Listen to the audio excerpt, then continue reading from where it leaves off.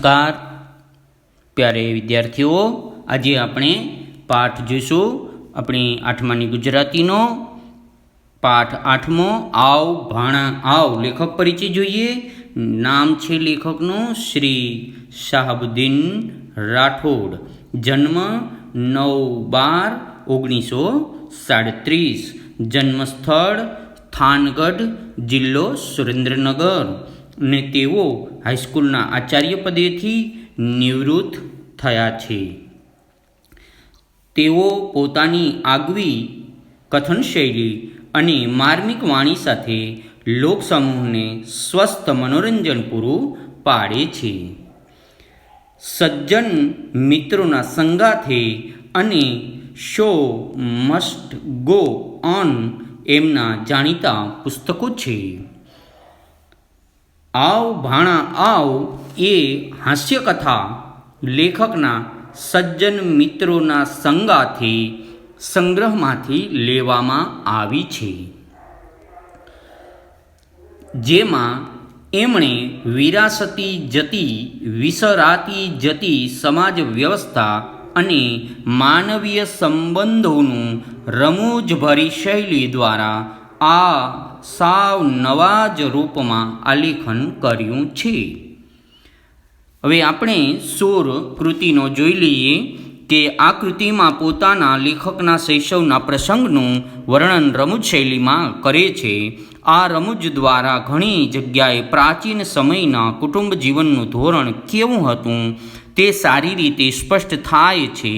તેવી જ રીતે કુટુંબ વ્યવસ્થાનું ચિત્ર પણ દૃષ્ટિગોચર થાય છે. જૂના સમયના વ્યવસાયિક કારીગરોની કાર્ય પદ્ધતિનો પણ લેખક આપણને પરિચય કરાવે છે. પોતાના દીકરાને બૂટ ખરીદવાના પૈસા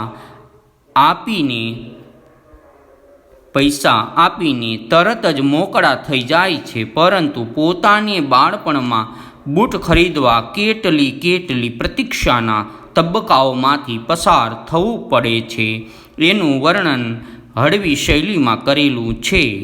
પોતે ઘણીવાર હતાશ થઈ જતા, ઘણીવાર પોતાને ગુસ્સો આવતો, પણ છતાં તે પોતે સકારાત્મક દૃષ્ટિકોણથી વિચારતા અને ઉત્સાહને ટકાવી રાખતા. આ કૃતિ દ્વારા આપણને ઘણી બધી સારી બાબતો હસતા રમતા જ સમજાઈ જાય છે.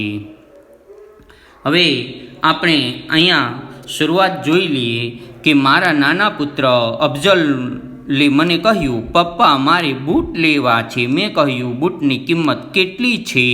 અફઝલ કહે, 240 રૂપિયા અને 20 રૂપિયા મોજાના. અને મેં તેને 270 રૂપિયા આપ્યા અને કહ્યું, લઈ લેજે બૂટ મોજા અને વધે તે રાખજે. 1 કલાકમાં એ બૂટ મોજા લઈને પાછો આવ્યો. એના ચહેરા પર આનંદ હતો અને આંખોમાં ઉલ્લાસ. તરત જ બૂટ મોજા પહેરીને એ સ્કૂલે જવા રવાના થયો. એ સ્કૂલે ગયો અને હું મારા શૈશવના સ્મરણોમાં સરી પડ્યો. અફઝલ જેવડી મારી 12 વર્ષની ઉંમર તે સમયની અમારા ગામની એક નાનકડી મોચી બજાર અને 5-6 દુકાન તેમાં કામ કરતા જેઠા મામા, દુદા મામા, ભગત મામા, બધા મોચીને અમે મામા કહેતા. એ બજારમાં મેં બૂટ માટે જે ધક્કા ખાધા છે, તે જીવનમાં જે યાતના સહી છે, જે દુઃખો વેઠ્યા છે, તેના સ્મૃતિમાં સંઘરાઈને પડેલા ચિત્રો એક પછી એક મારા માનસ પટલ પરથી પસાર થવા લાગ્યા. સૌપ્રથમ તો બૂટ માટે મારે વડીલો પાસે વિધિસર માંગણી રજૂ કરવી પડતી.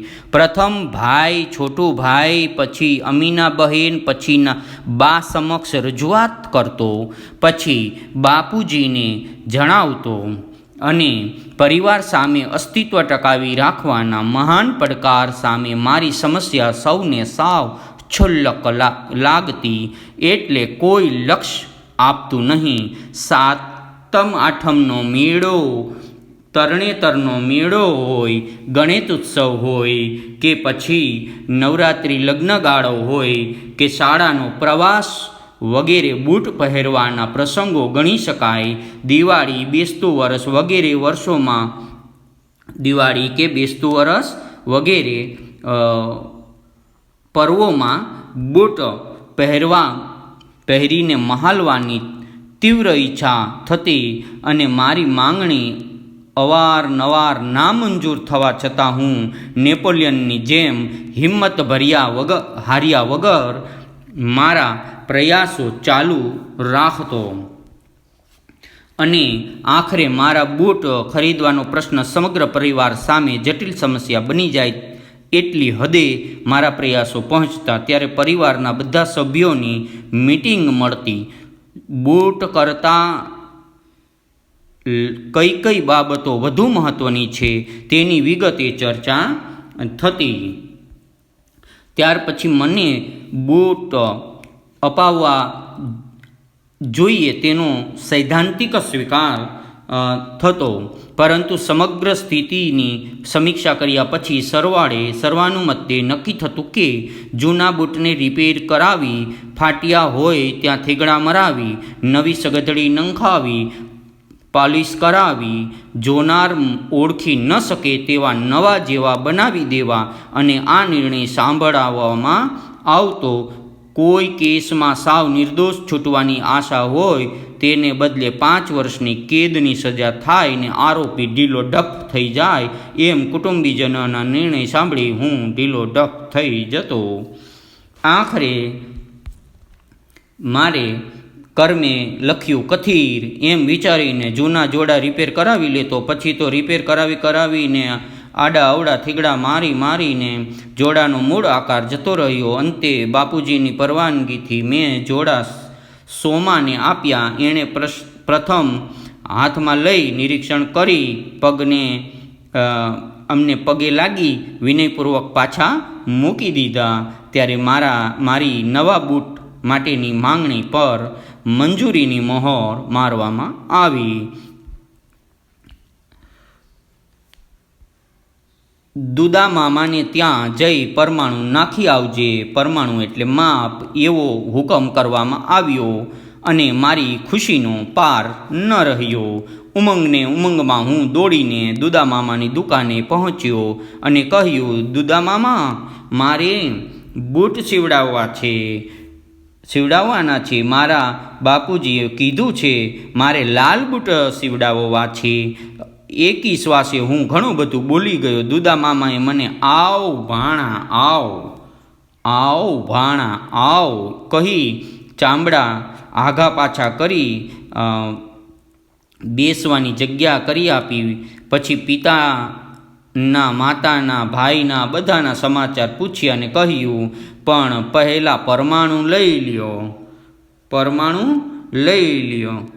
ને દુદા મામાએ જેમ ડૉક્ટર ટાઇફોઇડના દર્દીની ઝીણી વિગતો કાળજીપૂર્વક જાણી લે તેવી રીતે બૂટ અંગેની વિગતો મને પૂછી ધ્યાનમાં રાખી લાલ કે કાળા પરમાણુ માપ લીધું અને લાલ કે કાળા, વાધરીવાળા કે વાધરી વગરના, વાધરી એટલે દોરી, અને અણીવાળા કે ગોળ, બધું વ્યવસ્થિત પૂછીને એમણે રેલવેનો એક તરફ લખાયેલો અને પાછળ કોરો એવો ચોપડો કાઢી મને કહ્યું, લે મૂક ભાણા પગ.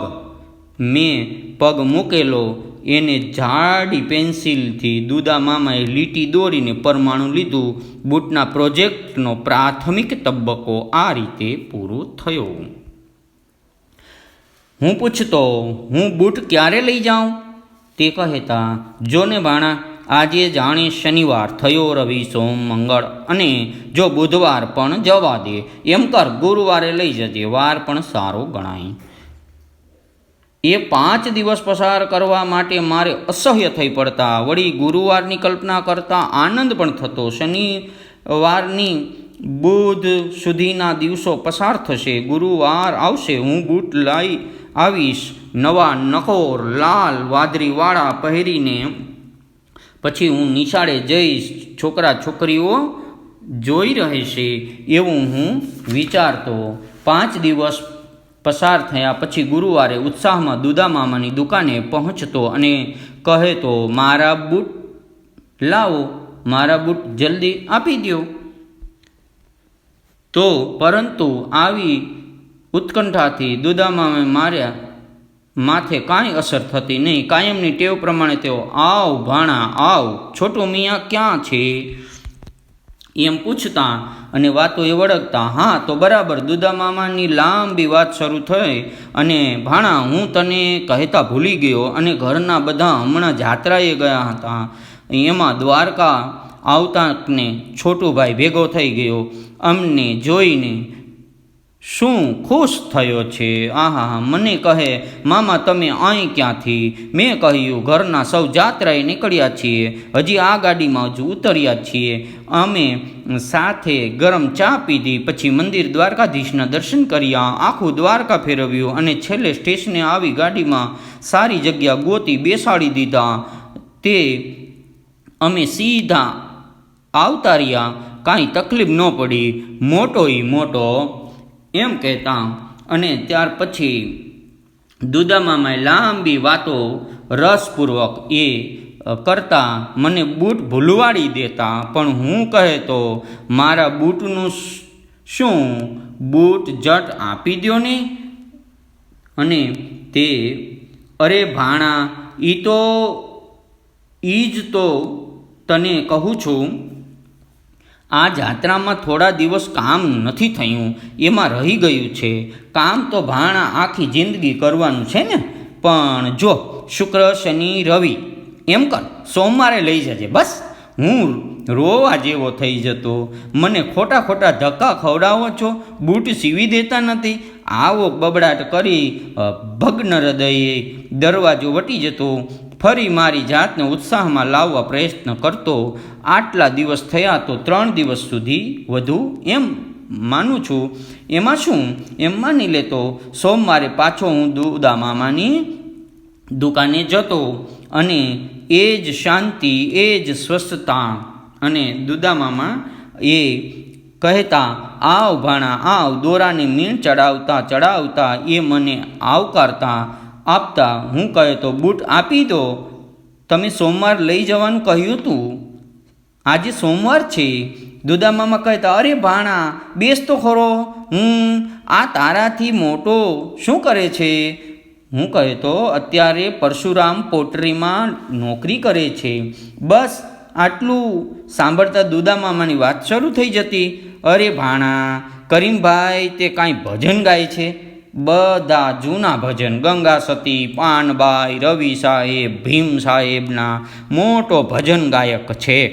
મને ખબર નહીં, મેં તો હમણાં સંતની જગ્યામાં સાંભળ્યા. હું અધીરો થઈ જતો. દુદામામાને વચ્ચે અટકાવી કહેતો, અરે પણ મારા બૂટ આપી દો ને. હવે ભાણા, તું તારું રહ્યું ને મારું રહ્યું. એમ કર, શુક્રવાર પાક્કો જા. હવે વેણ ફરે તો કેજે બસ. આમ મને ફરી વાયદો આપવામાં આવતો. હું આક્રોશ ઠાલવતો, જોજો શુક્રવારે હું બૂટ લીધા વગર આવવાનો નથી, જવાનું નથી. ન સીવવા હોય તો ના પાડી દો, ન સીવવા હોય તો ના પાડ્યો, પણ ધક્કા ખવડાવી તોડી નાખોમાં. દુદામામા કહેતા, તું નારાજ થામા ભાણા, હવે શુક્રવારનો શનિવાર ન થાય બસ. આ બધું સાંભળી અને પાકે પાયે કરી હું દરવાજા સુધી પહોંચતો. ત્યાં એ ભાણા એમ હાંક મારી દુદામામા મને પાછો બોલાવતા ગંભીર થઈ મને કહેતા, જો ભાણા, ઉઘાડા પગે આવજે અને બૂટ પહેરીને જજે. આટલી સૂચના મળતા હું એટલો લહેરમાં આવી જતો કે ઉમંગમાં ને ઉમંગમાં કુંવરજી વાઘજીની દુકાન વટી ગયા પછી મને યાદ આવતું કે 6 મહિનાથી હું ઉઘાડે પગે તો છું જ. શુક્રવારે દુદામામા હવે શું બહાનું કાઢશે તેનો પ્રથમ વિચાર કરીને માનસિક રીતે તૈયાર થઈને હું એમની દુકાને પહોંચતો. એ કાંઈ કહે તે પહેલાં હું કહી દેતો, લાવો બૂટ. દુદામામા કહેતા, ભાણા, કાળા કરવા છે કે લાલ? હું ક્રોધમાં ધ્રુજવા માંડતો. અરે તમને 10 વાર કીધું છે કે લાલ કરવાના છે, પહેલે દિવસે જ નક્કી કર્યું છે, અત્યારે પૂછો છો લાલ કરવાના છે કે કાળા? દુદામામા કહેતા, હું તો લાલ કરતો તો, પણ પછી થયું કે ફેશન કાળાની છે, એટલે થયું ભાણાને પૂછીને પછી આગળ વધું. અરે લાલ લાલ લાલ, હવે કાંઈ લાલ કરો હું કહીને ધોવા ફુવા થઈ ભાગતો અને ભાણા સોમવારે લઈ જજે એવી સૂચના સાંભળતો ઘેર આવતો. વળી સોમવારે પહોંચીને કહેતો પાછો જઈને કે લાવો બૂટ. દુદામામા સામે દિવાલ પર ઓઠામાં ગોઠવી રાખેલ જોડ બતાવી કહેતા, જો રહ્યા, હું જોઈ રહ્યો, લાલ ચમકતા અણીવાળા વાદરીવાળા. હું ઓઠા સામે બૂટ લઈ જવા અધીરો થઈ આગળ વધતો ત્યાં દુદામામા કહેતા, ભાણા 2 દિવસ ઓઠામાં રાખવા પડશે, નહીંતર શું થશે કે તને ડંખ પડશે. એટલે સમજ્યો, મને એમની વાત વાજબી લાગતી. હું કહેતો ભલે રાખો ઓઠામાં, બસ 2 દિવસ પછી આવીને લઈ જઈશ. 2 દિવસ પછી ગયો તો બૂટ પણ નહીં અને ઓઠું પણ નહીં. મેં કહ્યું, ક્યાં છે મારા બૂટ? અરે ભાણા, કહી દુદામામા શરૂ કરતા. વાત જાણે એમ થઈ કે સીતાપુરથી મગનભાઈનો સુરેશ આવ્યો તો આ બૂટ લઈ ગયો ને હટ લીધી. મારે તો બસ આ જ બૂટ જોઈએ. જો શેઠે કુલજીભાઈને મોકલ્યા, સુરેશ હારે આવ્યો અને બૂટ લઈ ગયો. મને થયું ભાણાને આથી સારા બનાવી દઈશ. હવે જો એમ કર, પરમ દિવસે મંગળવારે લઈ જજે. 2 દિવસ આમ કે આમ. વળી મંગળવારે એમણે ત્યાં દુદામામાને એ જ સ્વસ્થતાથી એ જ શાંતિથી મેળામાંથી ચોપડો ઉતારી ખોલી મારી સામે મૂકવા કહ્યું. મૂક ભાણા પગ પરમાણુ લેવું. હું વાચક થઈ ગયો, આંખે અંદર આવી ગયા, મારો અવાજ ફાટી ગયેલો. શા માટે આટલું જ બોલી શક્યો? આગલું પરમાણુ હાથ વગું નથી રહ્યું. મૂળ વાત આમ હતી કે હું તને કહી નહોતો શકતો. મને એમ કે ભાણો ખીજાશે. અરે ભાણા, હું તને શું કહું? આ રીતના બહાના અને મારા અવિરત પ્રયત્નો ધક્કાને અંતે 8 મહિને મને બૂટ મળતા અને મારી આકરી તપશ્ચર્યાનો અંત આવતો. દુદામામા સાચે જ મને બૂટ આપતા. વડીલોની બાર મળેલી સૂચના મુજબ બૂટ 1 આંગળ મોટા સીવાતા, જેથી 2 વર્ષ ચાલે એ પ્રકારે. અને પણ મને તો બૂટ મળ્યાનો અનહદ આનંદ હતો.